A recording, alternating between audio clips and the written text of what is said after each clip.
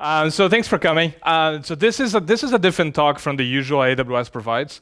This is actually me as an AWS employee trying to learn something completely out of my comfort zone and trying to share with you what are the hurdles, even actually when using AWS itself, or actually other pieces that were hard to me. Sometimes you get the impression that people are speaking in front of you, they know everything. That's not true. So that's actually some of the talk, actually some of the hurdles I had and challenges I've had. Heitor Lessa, I'm a serverless lead in the well-architected team. Basically what I do for AWS is I define best practices for running serverless, and I consolidate everything across multiple product teams and things like this. This is going to show you what serverless actually is. So I'll show you at the end of the demo in case I forget. Some clarifications. I spoke to someone at the very second talk of the day. Some information about execution time is it's not 5 minutes timeout, it's actually 15. And in terms of concurrency, you start at 1,000, but if you submit a concurrency limit increase, by default you already get 3,000 without having any explanations. But you can go for 40,000, even higher than that if you wanted to. Just to clarify on that pieces. Because it's a 30-minute talk, I had to exclude a lot of things. I can give you the full deck if you like afterwards. So what I'm not going to be covering is this. I'm not going to introduce you to GraphQL, compare GraphQL to REST, that sort of thing, or introduce Amplify, the toolchain that we use as well. The classic one when I was trying to do this talk was, why would you ever want to learn front-end? If you've been doing back-end for the last 20 years or 10 years, why would you want to do this? Seriously. There's a lot of talk about CSS. There's a lot of complaints about HTML, markup, this is not a language, etc. But who here is from a front-end engineer? Anyone front-end? Both? Okay. So I must tell you that, wow, it's so hard.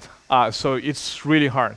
In fact, I was actually asking people, some people would say that some of the JavaScript is not real programming, and it would say Rust and Go. But try to get anyone in the back end into the front end engineering team for a week, they won't survive. Seriously, they have to adapt a lot, and while the backends have to adapt. We actually have to deal with APIs. How hard is it compared to multiple browsers you have to support, mobile, networking going up and down all the time, user experience? Has anyone heard about UX writing? There's a specific part in IT that you have to learn about how to write specifics, how you're going to engage customers. There's so much to learn. So learning front-end is not only going to make you a better developer, it's going to make you a better builder in many aspects, not single aspect. Some clarifications because we're in the Serverless Day conference, so talking about serverless. There's so many different meanings about serverless word. Every cloud provider talks differently. Every person you talk to may have a different idea of what serverless is. One of the quickest way I found to explain this over the years is to think as a spectrum. Similar to some of what Brad said about not everything will fit to serverless, not everything will fit to containers either. Sometimes you need bare metal. But it doesn't mean that you can use some of it in serverless, some of it non-serverless. So the more on the left you are, the more you have to manage. And the right-hand side, the less you have to manage. At the end, I'm going to show you, if we were to build something from scratch in serverless today, how many lines of code you actually really need. Another piece as well for clarification before we start this talk is about full stack. I asked on Twitter, I couldn't take screenshots because some people were mean. On Twitter, who knew? But essentially I asked, what is a full stack to you? What actually means a full stack to you? Asking AWS employees, people on the internet, or something called Hacker News, quite nice as well. People are very friendly. And then it turns out that to me, or after talking to so many people, if some people do backend and frontend, or some people actually do operations, I was in a full stack front-end whatever conference, and the full stack for them was actually developing an API, developing a front-end, and then leaving that to someone else to operate that. I was like, that's not full stack to me. That sounds weird to me either. So to me, the way I try to explain is if someone is a builder, you've got to build a product, you've got to build something. Either you go both ways, or you've actually gone part of it. So, and to me, for this particular talk, it was more or less changing stuff and seeing what happens on a CSS level until I learned. So if you're a backend and you want to start learning front-end, or you start learning some of those aspects and start getting to the uncomfortable zone, so here's what you can do. The hardest piece for building demos is sometimes you come up with a basic API or a to-do list, but sometimes you want to do something more interesting or something that relates to the audience, of something that they already know. It's easy for us to come here on stage and talk about servers and image processing and many of MLs and pieces, but it's hard for us to actually talk about serverless on what you actually know. How would those pieces look? How would a bank look like in serverless? How would an airline would look like in serverless, for instance, or some of it? So the first link over there is called Collect UI. If you're looking for ideas on what to build, something more complete, go to their website. There's so many challenges, so many ideas on what you have to build. I actually pick up the idea from the airline right there. There's so many ideas that you can build something more complete. If you're like me, you're terrible at colors. The link in the middle, all you have to do is press spacebar. By pressing spacebar, it generates a beautiful color palette for you. And you can say, this is going to be my primary color, and you lock. And then it generates color that match the other color, and everything works beautifully. You see? But one of the problems with the front-end pieces, on the front-end pieces of research, is there's so much data, there's so many ways to build stuff today, that it's hard to know exactly where you started, where you captured the idea, or what exactly you've got. So they call this mood board, correct me if I'm wrong, but I use something called Envision app, amazing piece of software that you can, I actually dragged and dropped all of these ideas as I was building the booking side, the loyalty piece, the searching piece. And then using the colors I got from the middle, I started to match what would actually be looking sexy or flexy or whatever you want to call it. So after that, I learned a tool called Sketch from macOS. Amazing, it just took me so long to do it. And then I did something like this at first, without any programming at first. All I did was actually drag and drop a few icons, use a design system that has a bunch of already pre-made components for UI. And that looked really cool at first, except that I thought, oh, how do I do that in HTML now, in CSS? So that was the hardest piece. There's some UX issues here if you already know this space, which I tried to fix some of that afterwards. So let's show the reality, right? So this is where I stopped, and I tapped myself in the back, and I thought, okay, I sketched. Now I can pay someone to build it. So as I started building it, like I said, there's many tools out there. I'm not a fan of React. Vue.js is the best framework in the world if you use it. I'm kidding. So there's also Quasar for actually doing the UI and UX. If you're coming from jQuery, like I'm coming from my last front-end experience, Vue.js is actually super easy to use, very friendly, and you go as basic as some sort of having a script tag in your HTML, or getting as complete and complex as having state management and a bunch of other pieces. And then I use AWS Amplify because I want to use that knowledge, and also Stripe for payments. Let's get into HTML. So it's like, okay, well, it's not that bad. Well, you can type in here, they can get there. I mean, look at the icons, they look pretty, right? It looks good. But then it actually asks for help. I asked a bunch of other front-end people that I know. I said, hey, how do I fix this? Like, oh man, you need to know about Flexbox. Flexbox, oh, cool. So I learned that. I was like, cool, I got this Flexbox thing. I was just like, right, Flexbox looked awesome. It's so much easier now. I rewrote everything in CSS, etc. Until I hit this issue. If you're not seeing the issue, because the projector may not be that clear, just to make it clearer.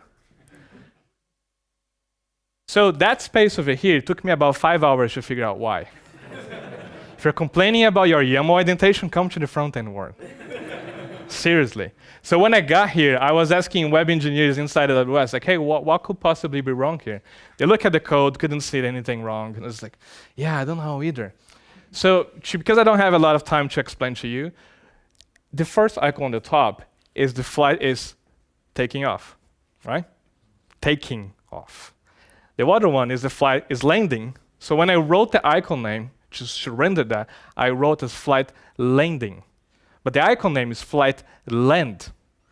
So the ing in white space in a white background, it's what is actually causing that space that nobody sees it. You see?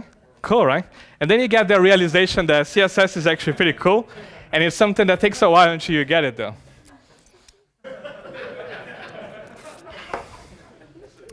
So now we're at the same pace. Yeah, so now that we are on the same pace, I'm going to start getting in more and more technical in some other areas.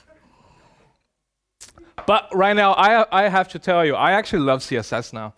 If you actually spend some reasonable time learning it, it's a very powerful tool. Especially when you're building something and you can make it pretty, it's just like amazing way of actually describing something you built or actually getting closer to the customer. In fact, when you consider serverless what it is and why we're trying to push serverless in certain organizations, you want to get closer to the customer. There's almost no way that I can think of right now on stage, being nervous, that you can be that closer to customer than a front-end engineer is.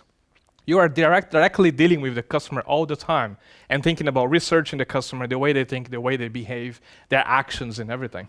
So this is what I got, HTML, CSS. You see that now we have proper links or buttons. It's not just text if you are a UX maniac. But this is just markup. We come from backend. We need to add pieces. So let's code this piece. In today's world, in today's serverless world, we're 2019, right? So we need to do things in a better way. So I thought, okay, let's use this Amplify on AWS thing to see how far I can go without writing so much code. How do I get there very quickly in a week? How do I build a whole airline in a week? Or probably less.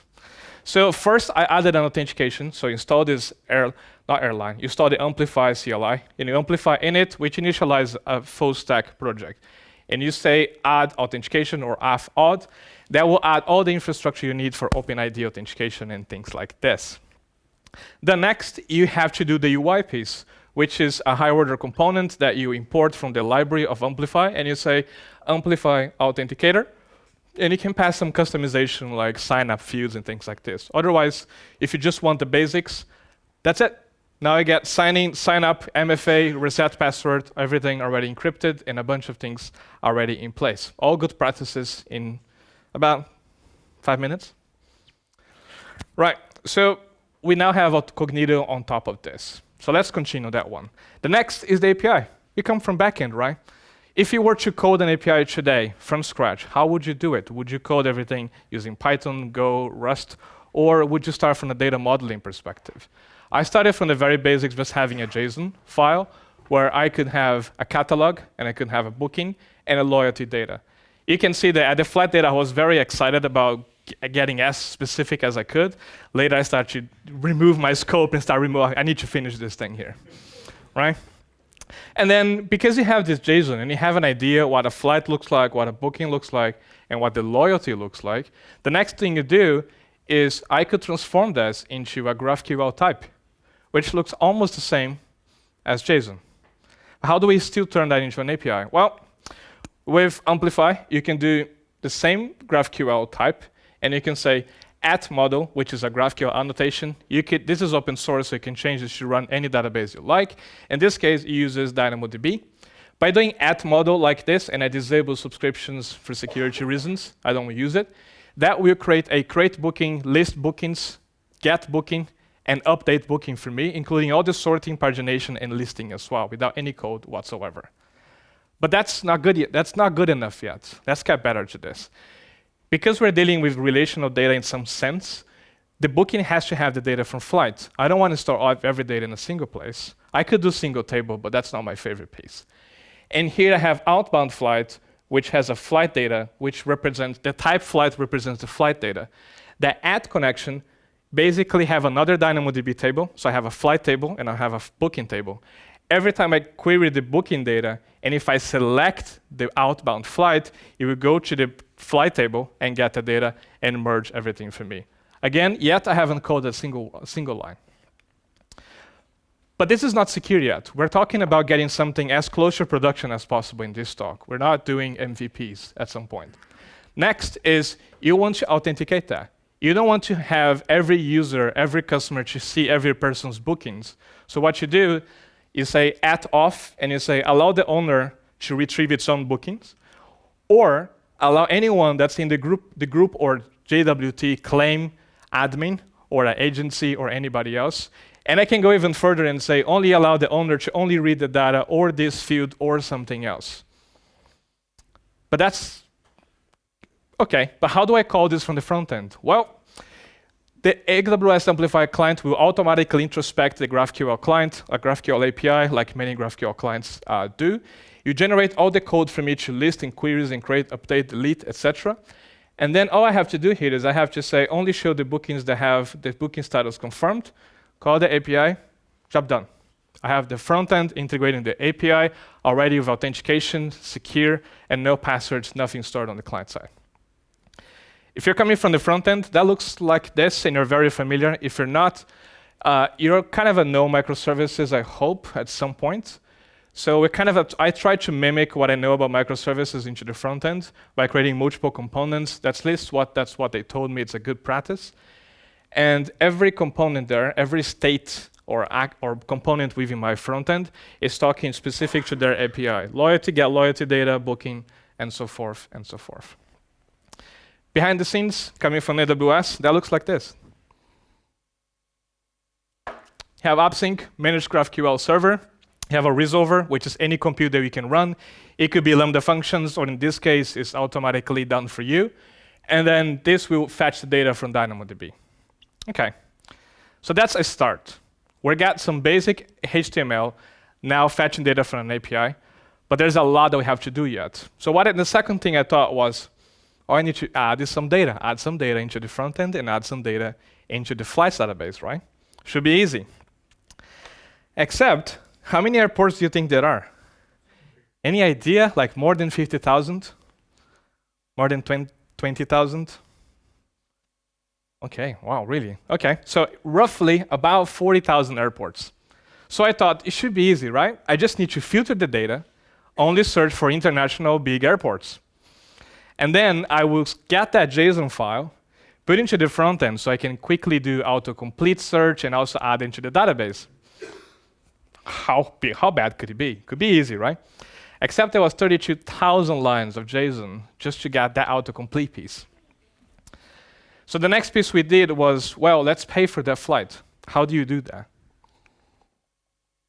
There's something really awesome called Stripe Elements. If you've never done it, it's an amazing piece of software that this projector may not look clear on that one, but if you look from a HTML or CSS perspective, that looks like the same form, but everything that's actually on that square is actually an iframe. So that data is going straight to Stripe, validating, coming back to me and telling whether that data is suffice or not, which is actually pretty clever from PCI perspective.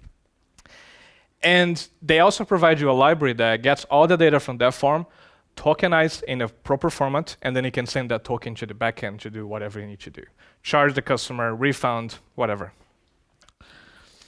The backend from calling to Stripe, it's something you probably are familiar with. We're using API Gateway, Lambda, Stripe, just by actually making Stripe charge create, pass that information, job done. It couldn't be easier. Stripe documentation for me was personally one of the best I've ever seen. It was super good. I know you're from front end, so I know.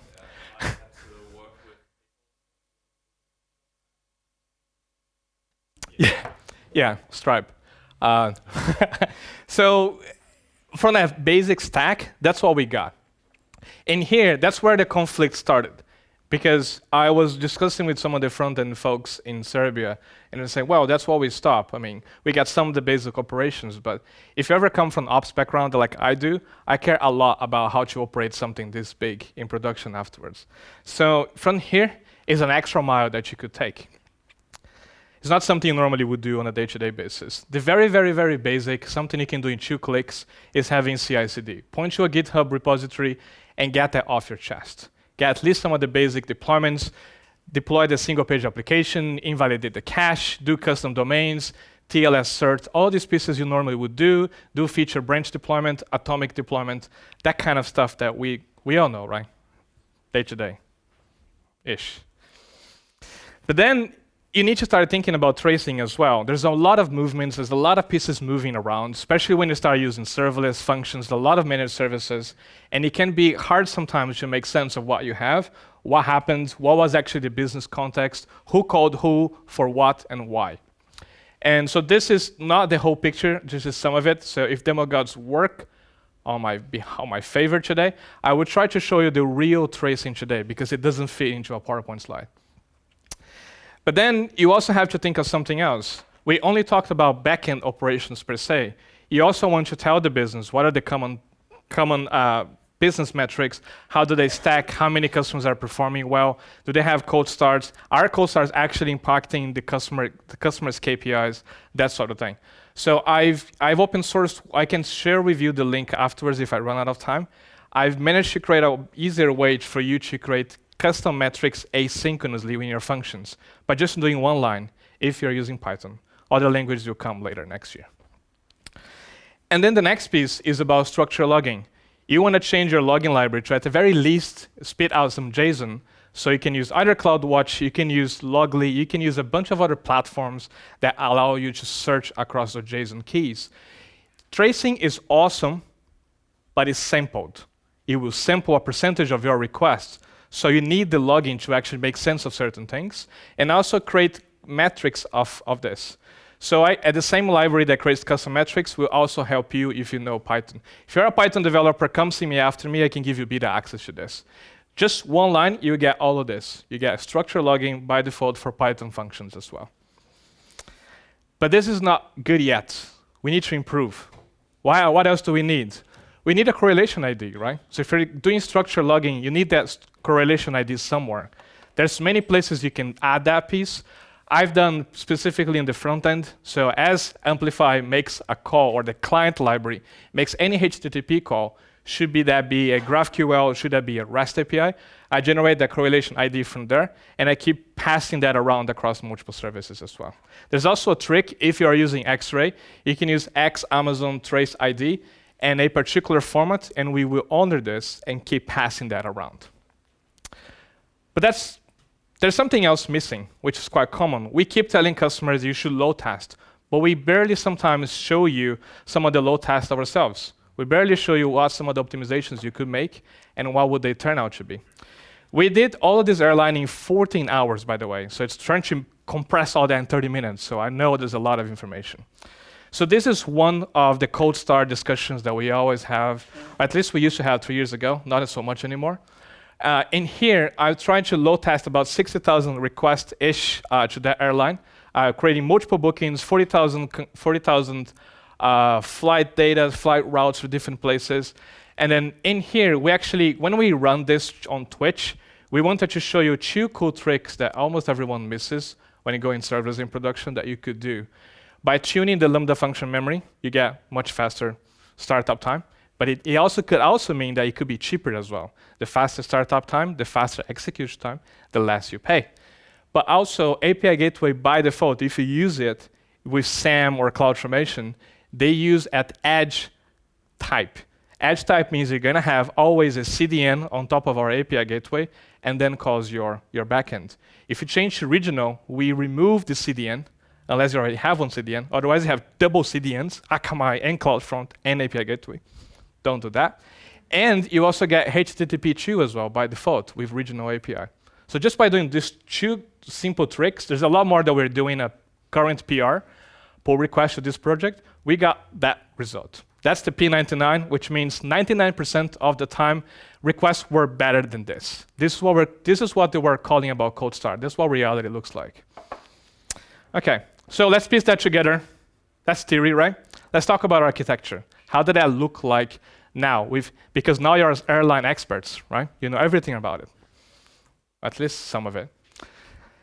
So when you click search flights, that goes to a component in Vue.js, the catalog that calls an API, that fetch that flight, goes straight to DynamoDB, job done. No Lambda functions were harmed, not even code was actually harmed. No developer were actually unhappy here. And then here, as you are making the payment, as you go from there, the very first, which is a pre-authorization, that goes straight to API Gateway, Lambda, and Stripe. In this case, it was harmed, but still, 10 lines of code. Next, you have to get that booking. Once actually that booking process actually starts, that doesn't go to a Lambda function that calls multiple other Lambda functions. What we do here is, as they confirm the pre-authorization, that goes straight to step functions from our state machine. Microservices, we always talk about Saga, but AWS as well only had a very few examples to show you what Saga actually means. So this is what Saga looks like in the simplest terms. Saga is a way for you to manage distributed transactions in a way that every transaction has a compensating transaction to roll back or clean up the state where it's supposed to be. Everything on the right-hand side is what we call the happy path. Everything on the left-hand side is not so happy path, unhappy path. But we're trying to do positive enforcement these days, right? 2019. And if something goes wrong, something that we always tell customers, but sometimes it doesn't get implemented. Before you end that state machine with failure, you can have an integration with a queue directly to get the entire input and put into a queue so you can retry later. Essentially, a dead letter queue. So you can do this there and create an alert based on that afterwards. Next, as we are about to fetch that booking, that's where GraphQL comes in. You fetch the booking data, goes to booking, realizes that there's an outbound flight which has to go to flight database, and then it just fetches there. That does everything for me, merged all that data into a single JSON array, and then I can work with that.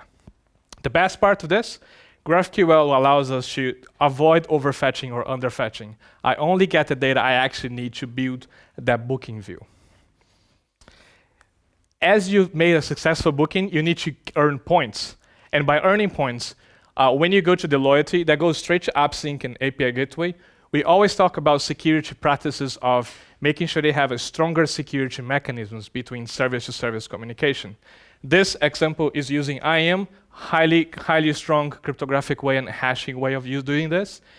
And as you make that successful booking, asynchronously, a Lambda function that confirms that booking not only writes to that table, but then you actually can go to SNS, where you can send that to so many subscribers to say, my booking has been confirmed, now compute that points for me. I could be using other pieces as well, Event Bridge and many others, but that's the way we actually did it. To finalize, now that you are an expert, you pick everything together, and that looks like more or less like this. Again, it's not the whole stack, difficult to put in a slide nowadays. It's a lot bigger actually in a few areas now.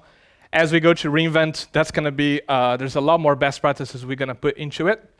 The whole point is to show you a more complete example with many patterns, many best practices that we keep telling you to do it, but here's how we could actually do it, and you can take some of that and implement yourself as well. So I think I have time. Let me just try to do a quick demo, and then I summarize everything to you. So now is the time you stop downloading things and torrents and everything else. So let's connect. Okay, so let's try this now. So I have a booking here. I have about 4,600 points. I'm rich, right? And then I can go and start. I was going to brag about responsiveness, but then I don't have time. That was really hard, really hard to do this. I tell you, like my hands are shaking now. And then you have the flight. I only put one flight for now, but I could also search the flight. You could search for filter that by price, by schedule. I've done all that work. It was actually liberating after 3 months. And then I can just put my country, where I'm come from, a fake card that Stripe would accept because we're in a sandbox. And then once that's in place, I could actually make a call to the pre-authorization piece. If that works, they go to booking. And if the booking works, or Wi-Fi will hopefully help us now. Yes. We'll actually get that successfully, and then in a few seconds or so, we should be able to see that booking. So I want to show you one thing that's pretty cool. We already got the booking confirmed, the 24th. We got all this data. And if I actually go, if you're like me, you want to see what undercovers look like, I can refresh that page now. And the GraphQL that's actually merging everything for me that you saw from the architecture, this is the query that I'm actually running. To say list all the bookings, get the items, only get this data for me.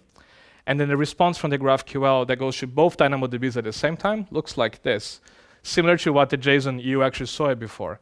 I could actually go further here and implement real time and say on booking update, on booking creation, do this automatically so I don't have to refresh, but I don't have much time to do that for now.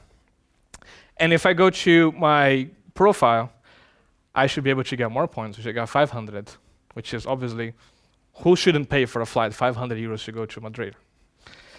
And then in operations piece, there's a bunch of things. I'm just going to show you one because I'm running out of, I have 1 minute and a half left. This is what you could do in production. This is the time the Wi-Fi will help out or it will explode on the screen. Okay. Oh, cool. Perfect. So I'm going to go take it further. Let me actually increase that piece then. I only went through the happy path. Let's go to the unhappy path. Let's make a booking fail, because if I already charged the customer, I will show this piece in a bit. I'm just going to do another execution from the backend directly and say, make it fail, and charge the same customer twice, which obviously will fail. And if I try this now, that should hopefully fail here, and it should be automatically cleaned up after itself. At least I hope so. Yeah, perfect. OK, it did. So if we actually wait a little bit, probably a few seconds, that will possibly grow. We could grow another time, but that's too much already. I just want to make the point. Let's just go for the last 5 minutes. That should start showing some of the pieces that happened, if there was any issue whatsoever. Let me try. Yeah, so maybe it takes a few more seconds, but that's going to grow a little bit bigger here. The whole idea of actually seeing those traces actually is not that helpful. As you start adding more applications in a single AWS account, it becomes impossible for you to know what's going on here. So what I could do, if latency is OK, I could slice and dice this and show me only payments that actually have failed. Only show me the traces that I have business context where payment has failed for which customer and what exactly went through. So I can see exactly what went through. If I go to my Lambda function in here, I can see the latency distribution or other pieces. And I can see something that's very valuable in tracing. If you never had the time, it could be X-Ray, it could be Absagon, it could be Tundra, it could be almost anything. Add labels to your tracing. Otherwise, all you have to do is very clueless basic data for tracing. Don't do that. Instrument your code. If I try to group all these possibly traces, I could have only one here. I could say only show me traces where the booking ID was X, customer ID was something else, flight, the payment status, or what was the state machine that actually caused this, the whole transaction to actually go through. And you'll kind of remember that this, I made it name called make it fail. So I can go back to my state machine, go back to the database, which row, which customer, exactly at which point, which correlation ID, and go back to the customer and says, oh, I'm sorry, we charged you twice, or we tried to. If I go back in here, I should be able to see more data, more context, and something else. And when I mentioned about, I don't think it's going to render nicely now, but I will try to show you. If I go to the CloudWatch dashboards, I only did part of it. I didn't do too much. We have not only cold start samples perspective, which I could show in here. All of these metrics are actually created by default for you. You don't have to do a thing, just by doing one-click deployment. I will show you how you can get in the repo in case I run out of time. In the repo itself, which is here, still being up to date. If I go to source, backend, log processing, copy that stack, and all the log processing, expiring logs, creating custom metrics on cold start, initialization time, everything else that you can think of, how much it costs a per function invocation. You get all of this by just copy and paste that template, along with a bunch of other best practices. And if you wanted to see if you are a Python developer, because you're awesome, if I go to a cancel booking, for instance, to show you what we're actually working on right now, this is how you do this is how you do structured logging. By just doing this, you have a login already ready to go and set up for you. And this is how you do the tracing piece. And if I do this in my code, in my annotate, every time I run this, if it successfully runs or it fails, I get that as metadata in the tracing every invocation that happens. And this is how I log all that cancel booking that you saw on the slides. But this, to me, is actually my pet project, which I so wanted to solve this problem. This is how I create custom metrics. I say log metric, name of the metric, unit, value. If I have a namespace or custom dimensions, which customer or whatever, that will log into the console a way that I can capture that asynchronously and create custom metrics afterwards as well. So, yeah, I think, what I was going to show you was actually inside each of those pieces in here as well. Each of those state machines that run, I could go and find out what was the output, what was the input, and I keep actually enriching this. And that also makes up the tracing, makes up the logging. Everything is interconnected operationally wise, so I know exactly what's wrong. So because I have 3 minutes left, I just want to give you some links so you can use it. Like I said, my apologies, it's 14 hours of content in 30 minutes. It's just too much. I know it's a lot to digest. But if you want to follow the PRs that we're still working on that, we're also working on CDK. We are completing the ETL piece in another branch and also completing the performance optimizations I'm making in the next few weeks, I hope, if time allows, or if I have enough weekends.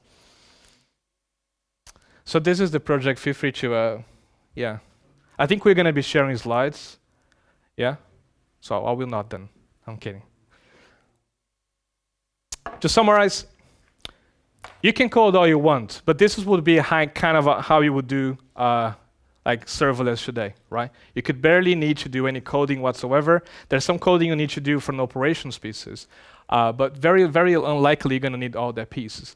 And Amplify actually gives power to front-end engineers to kind of get some of the back-end pieces much more easily as well. So serverless for us is like this. It's the spectrum that you have to think of. Every time you have to think about coding, you have not only to code, but do it in a proper way, in a responsible way that you're going to operate. If you leave, the team can operate that, and everyone else after you. So serverless first was an idea, like Angela already mentioned. If serverless doesn't work, there's many, many options out there that you can try. And Amplify, I'm going to show you one last piece because I have 1 more minute. I thought I didn't have it. And if you're using front end, please modelize that. So to close it, I'm just going to show you what we actually mean by serverless today in 2019. So let's try that. That's live, that's improvisation. If it fails, don't worry. Hopefully the camera's not too close on me. So let's get one thing. I didn't forget this piece. So let's say I got the mock. All I had was actually this, right? I just do this. All I had was JSON, and I wanted to actually start doing something, right?